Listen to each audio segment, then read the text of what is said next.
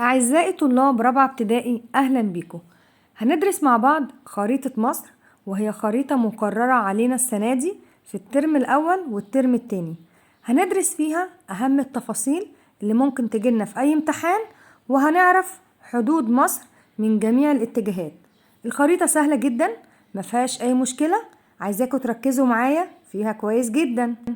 لكن في البداية علشان نبقى شطار خالص يا سنة رابعة ونفهم أي خريطة تجيلنا، لازم نعرف الاتجاهات الأساسية، ودي اللي هتساعدني إن أنا أفهم أي خريطة تجيلي بعد كده. طيب إيه هي الاتجاهات دي؟ الاتجاهات دي عندنا أساسية، واللي هي بنحدد بيها أي خريطة. طبعا كلنا عارفين إن هم 4 اتجاهات. هندرس كل واحدة كده ونفهم فين مكانها. وزي ما ظهر قدامي كده الاتجاهات الأساسية، هندرس كل واحدة ونعرف فين مكانها على الخريطة. وزي ما ظهر قدامنا كده إن الشمال دايما بيكون فوق، يبقى الشمال يا سنة رابعة بيكون دايما في أعلى الخريطة. طيب بعد كده بيكون في اتجاه إيه؟ اتجاه الجنوب، وهو أسفل الخريطة زي ما احنا شايفين كده. إذن الشمال من فوق والجنوب من تحت. متهيألي سهلة جدا نحفظ مع بعض. يبقى الشمال فوق والجنوب تحت. طيب ايه اللي بعد كده؟ عندنا كمان الشرق زي ما ظهر قدامنا كده، وده في اليمين. وكمان عندنا الغرب زي ما احنا كده شايفينه على الخريطة. ونخلي بالنا كويس ان الغرب في الجهة المقابلة للشرق. اذن عندي 4 اتجاهات اساسية لازم اعرفهم كويس اوي. اذن حبايبي الشاطرين سنة رابعة، هنجيب ورقة كده صغيرة وهنعمل عليها الاتجاهات بايدينا علشان ما ننساش الاتجاهات تاني. واحنا لو عرفنا الاتجاهات هتبقى كل حاجة سهلة بالنسبة لنا بعد كده في اي خريطة. هتظهر دلوقتي قدامنا خريطة مصر. ظهرت دلوقتي وهي خريطة صماء. يعني ايه خريطة صماء؟ يعني معلهاش اي بيانات. هنبتدي احنا نحط عليها البيانات خطوة خطوة كده مع بعض علشان نقدر نفهمها. عندنا البحر المتوسط، وزي ما ظهر دلوقتي وهو في شمال مصر. إذن البحر المتوسط يقع شمال مصر. احنا مقربين الخريطة كده علشان نقدر نحدد عليها البحر المتوسط، ونقدر كمان ان احنا نعرف الاتجاهات. بعد كده عندي البحر الأحمر، والبحر الأحمر يقع شرق مصر. إذن الاتجاهات مهمة جدا حبايبي الشطار سنة رابعة، لازم نعرف الاتجاهات لأن هي هتساعدني في أي خريطة. إذن البحر المتوسط في الشمال والبحر الأحمر في الشرق. بالإضافة كمان إن البحر الأحمر بيتفرع منه خليجين زي ما ظهر دلوقتي وهو خليج العقبة. إذن أول خليج عندي من البحر الأحمر وهو خليج العقبة. رقم 2 ده خليج السويس. طب ما تيجي كمان نعرف فين موقع محافظة السويس، محافظتنا الجميلة. محافظة السويس هي على رأس خليج السويس زي ما هي باينة كده على الخريطة، وهي محافظة السويس بتقع على رأس خليج السويس. شفتوا بقى مكان المحافظة بتاعتنا حلو ازاي؟ عندنا ايه كمان؟ عندنا نهر النيل، وزي ما ظهر دلوقتي في الخريطة وهو بيمتد من الشمال عند البحر المتوسط إلى الجنوب، وطبعا بيتفرع منه فرع دمياط وفرع رشيد، ودول موجودين في الدلتا. إذا نهر النيل زي ما احنا شايفينه كده، عشان لو جالي على الخريطة وكتب لي عليه رقم أبقى أنا فاهم ده نهر ايه. نهر النيل، وبيتفرع منه فرع دمياط وهو في الأعلى كده لو بصينا، وكمان فرع رشيد. عندنا كمان محافظة القاهرة وهي عاصمة جمهورية مصر العربية. ممكن يجيلي سؤال في الخريطة يجيب لي كده رقم على مكان محافظة القاهرة ويقول لي محافظة نقط. وكمان عندي محافظة الإسكندرية وهي على البحر المتوسط، وهي ظاهرة دلوقتي قدامنا على الخريطة، وهي كمان منطقة جاذبة أو محافظة جاذبة للسكان، يعني فيها كثافة عالية جدا من السكان، هي ومدينة القاهرة. حبايبي الشاطرين، نركز كده مع بعض في البيانات علشان نبقى شطار خالص يا سنة رابعة.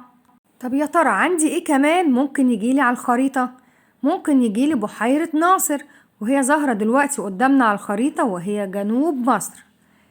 بالإضافة كمان إلى الصحراء الشرقية. شفتوا بقى احنا درسنا ليه الاتجاهات يا سنة رابعة؟ الاتجاهات مهمة جدا لأي خريطة. إذن ظهر دلوقتي عندي الصحراء الشرقية وهي شرق مصر. بالإضافة كمان عندي الصحراء الغربية وهي في الغرب. إذن مصر بيقع فيها الصحراء الشرقية في شرق البلاد والصحراء الغربية في غرب البلاد، ولازم نعرف مكانهم كويس جدا على الخريطة. طب يا ترى عندنا ايه كمان؟